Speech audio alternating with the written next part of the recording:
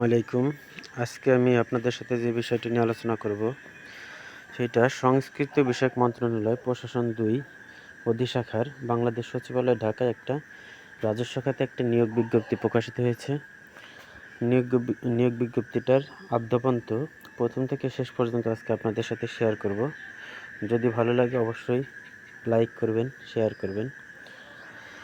সংস্কৃতি বিষয়ক মন্ত্রণালয়ের রাজস্ব খাতভুক্ত নিম্নোক্ত পদসমূহে সরাসরি নিয়োগের জন্য পদের পাশে বর্ণিত শর্তে প্রকৃত বাংলাদেশি নাগরিকদের নিকট হতে অনলাইনে moca.teletalk.com.bd ওয়েবসাইটে আবেদনপত্র আহ্বান করা যাচ্ছে। কি পদ এখন আমরা দেখব। 60 মুদ্রাক্ষরিক কাম কম্পিউটার অপারেটর, গ্রেড 13। এইখানে পদের সংখ্যা 4টি। এইখানে আপনার শিক্ষাগত যোগ্যতা লাগবে কোনো বিশ্ববিদ্যালয় থেকে স্নাতক বা সমমানের ডিগ্রি এবং কম্পিউটারে প্রশিক্ষণপ্রাপ্ত এবং 60 লিপিতে সর্বনিম্ন গতি প্রতি মিনিটে 70 শব্দ এবং বাংলায় 45 শব্দ। এটা হচ্ছিল এক্সট্রা যে অ্যাক্টিভিটিসগুলো আছে সেইটা। 2 নম্বর কম্পিউটার অপারেটর, গ্রেড 13। এইখানে পদের সংখ্যা 1টি।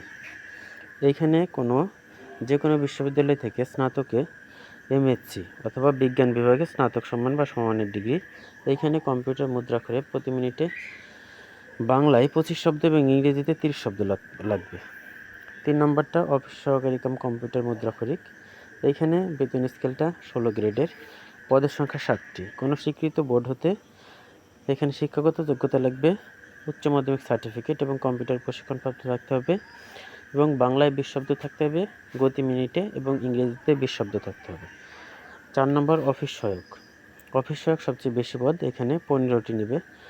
এইখানে অফিস সহায়ক মাধ্যমিক স্কুল সার্টিফিকেট বা সমমানের পরীক্ষায় উত্তীর্ণ হলে অফিস সহায়কে আবেদন করতে পারবেন। তাহলে আমরা বুঝতে পারলাম যে এইখানে সবচেয়ে বেশি পদ নেবে অফিস সহায়ক এবং তারপরে নেবে অফিস সহকারী কাম কম্পিউটার মুদ্রাক্ষরিক, তারপর নেবে 60 মুদ্রাক্ষরিক, তারপর নেবে কম্পিউটার অপারেটরে। এখন একটা কথা বলে রাখি, সেটা হচ্ছে সচিবালয় নিয়োগগুলোতে পদোন্নতির কিন্তু কোনো ধরনের জটিলতা থাকে না, অটোমেটিক পদোন্নতি হয়।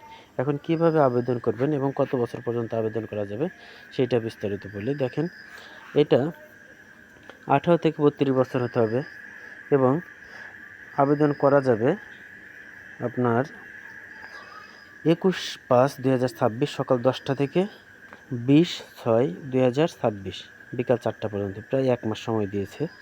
এবং এইখানে 300x300 পিক্সেল ছবি দিতে হবে এবং 380 পিক্সেল স্ক্যান করে স্বাক্ষর দিতে হবে। তারপর যে নিয়মগুলো আছে যে কিভাবে আপনি টাকা জমা দিবেন, কিভাবে পেমেন্ট করবেন সেটা দেওয়া আছে এখানে। আচ্ছা, আমরা পরবর্তীতে যাই যে কিভাবে প্রার্থীর যোগ্যতা যাচাই করবে। প্রার্থীর যোগ্যতা যাচাই করবে যখন আপনি লিখিত পরীক্ষা উত্তীর্ণ হবেন। ভাইবা পরীক্ষার জন্য প্রার্থীর সকল শিক্ষাগত যোগ্যতা সনদপত্র লাগবে সত্যায়িত কপি সহ। প্রার্থীর যে ইউনিয়ন পৌরসভার অথবা সিটি কর্পোরেশনের বাসিন্দা সেখানের নাগরিক সনদ লাগবে। কোটা দাবির সমর্থনে প্রার্থীকে সর্বশেষ অনুযায়ী কর্তৃপক্ষের অথবা প্রমাণপত্রের সত্যায়িত ফটোকপি লাগবে। জাতীয় পরিচয়পত্র অথবা জন্ম নিবন্ধনের কপি লাগবে, সত্যায়িত কপি। আর অনলাইনে যেটা পূরণ করার পরে আবেদন ফর্ম দিবে সেটা, এবং যে অ্যাডমিট কার্ডটা থাকবে পরীক্ষার সময় ওই অ্যাডমিট কার্ডটা লাগবে। এইটাই ছিল বিস্তারিত।